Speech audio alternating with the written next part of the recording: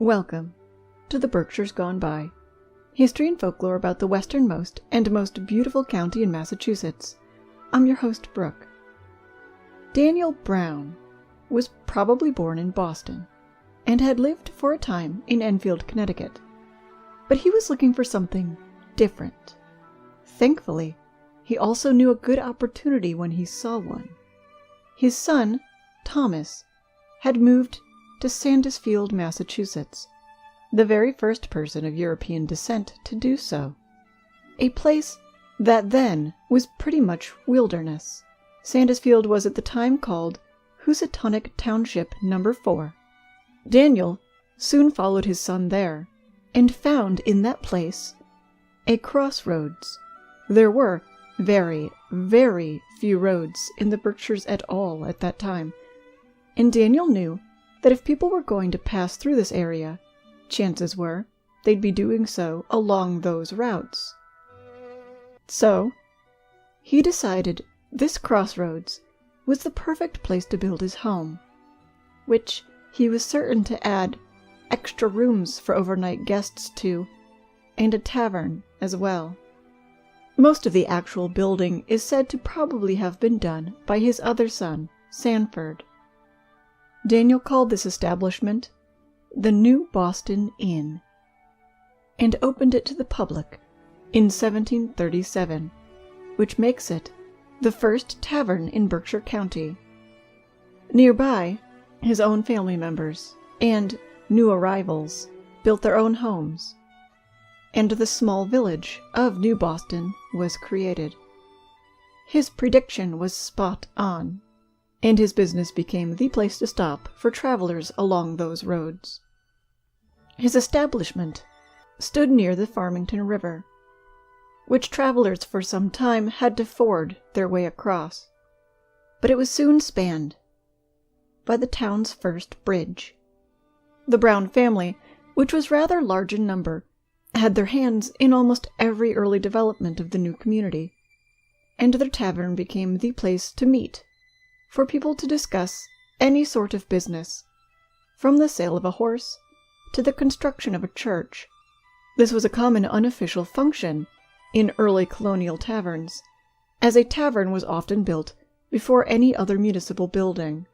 The population of the town began to grow, and so too did the population of the towns beyond Sandusfield.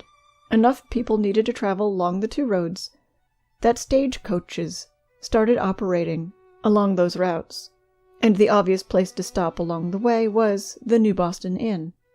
It wasn't until 1762 that the town was incorporated and the name changed to Sandusfield. This also made Sandusfield the largest town by square miles in the county, and still remains so. This was at a time when England still held the American colonies as their property, and colonists were expected to send goods back home. One such good was wood, or, more specifically, king's wood. King's wood was a term used for trees over a certain size. England had stripped its land of large trees long ago, so when it was discovered that the New World was covered in them, trees became an important export. Any such tree was considered property of the crown, and was meant to eventually be harvested and shipped back to England for use in the building of ships. It once was that New England had an abundance of old-growth trees of enormous size. These large trees yielded very wide boards. The wider the boards used to build a ship, the fewer seams in its hull. The fewer seams, the less chance of leaking. Trees considered kingswood were often marked with 3 hatchet chops, called the king's arrow. Commoners caught with this wood faced a $100 fine, a huge amount at the time. However, there often wasn't much other lumber in the area for locals to use. The king sent surveyors up any navigable waterway, and then 10 miles inland from their shores, marking every tree they saw with a diameter of 24 inches or more. People living in those areas, perhaps looking to build a home, often saw no other option than to break the law. The New Boston Inn was built in part with this illegal lumber. As larger trees became more scarce, locals were sometimes expected to pull such illegal boards from their own homes and send them back to England.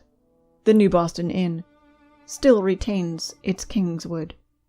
The inn also features some other special structural details, including a ballroom on the second floor that was suspended on chains so that the floor would give just a little as revelers danced upon it.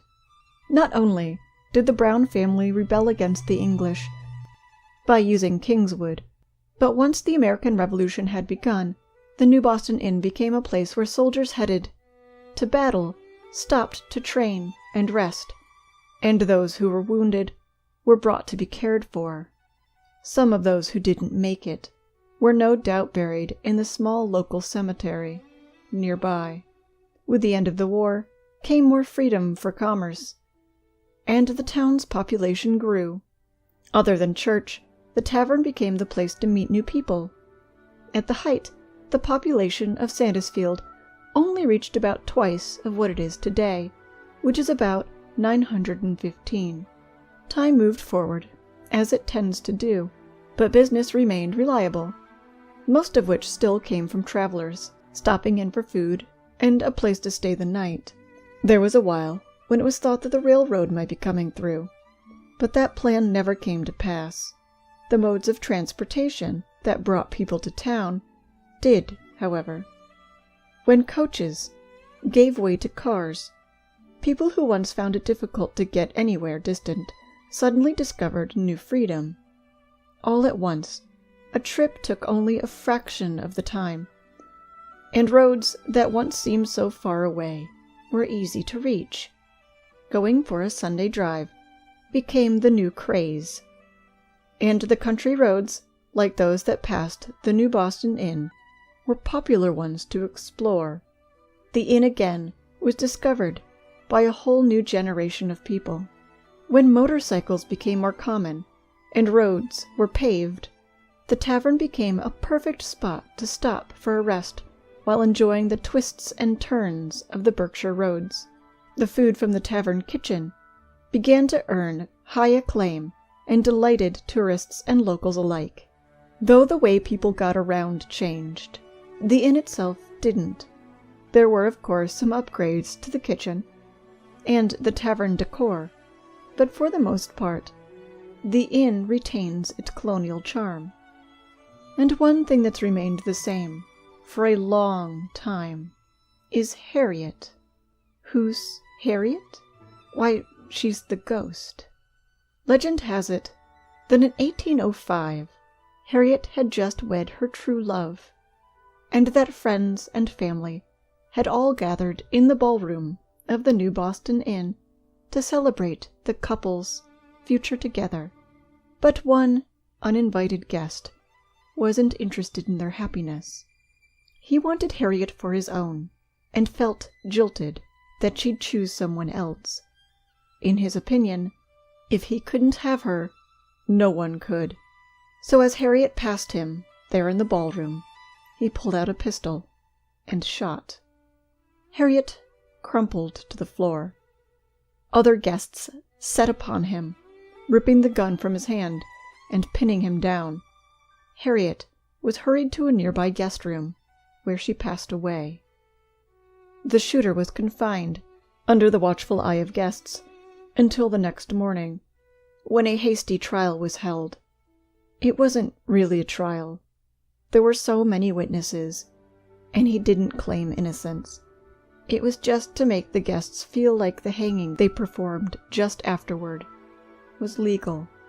Ever since that day, people say they've experienced odd occurrences in the inn. Voices, doors closing, singing, the feeling of being touched. Though it seems the spirit is sweet and doesn't mean any harm. But proof that this story actually took place is non-existent. I checked all the records I have access to and found no such news story from that year, or even years close to that year. I also searched for girls of marrying age named Harriet who died in that town in 1805. There were none. So I searched South County, and there were none. And then the entire Berkshires, and there were none. But one telling of her story says that she was from New York State. So perhaps her body was taken home and buried there.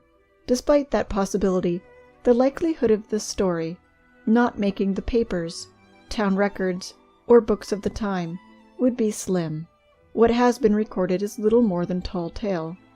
There's also no record of her last name, the names of her family, her new husband, or her killer. Not to say the New Boston Inn isn't haunted.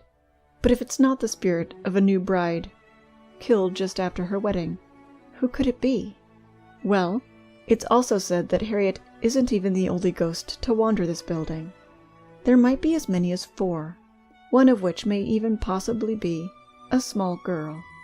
Remember that the New Boston Inn acted as a hospital for soldiers injured during the Revolutionary War.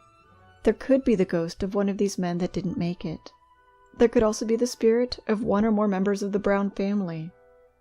Before hospitals, most people who passed away did so in their own homes. This would explain the ghost's attachment to this building. But the story of Harriet is a pretty good one, and it seems to really get people thinking. In fact, figuring out who Harriet is has become one of the most highly researched ghost stories in the area. If you want to visit the New Boston Inn, it stands at 101 North Main Street in Sandusfield, Massachusetts, where routes 8 and 57 cross. Come for a stay, and maybe you'll experience a haunting night. Or, if you'd rather, just pop in for a drink, a meal, and some live music. The New Boston Inn still caters to locals and travelers alike, and hopefully will, for hundreds more years to come. This has been The Berkshires Gone By. Created, written, directed, and read by myself, Brooke Renier, and co-produced by Deanna Garner. You can follow us on Instagram, Twitter, and Facebook, where you can see a new picture from Berkshire history posted almost every day. You can listen to episodes on Facebook, YouTube, and by visiting www.theberkshiresgoneby.com. At our website, you can find more specific images related to each story. We hope you'll join us for our next episode. Thanks for listening.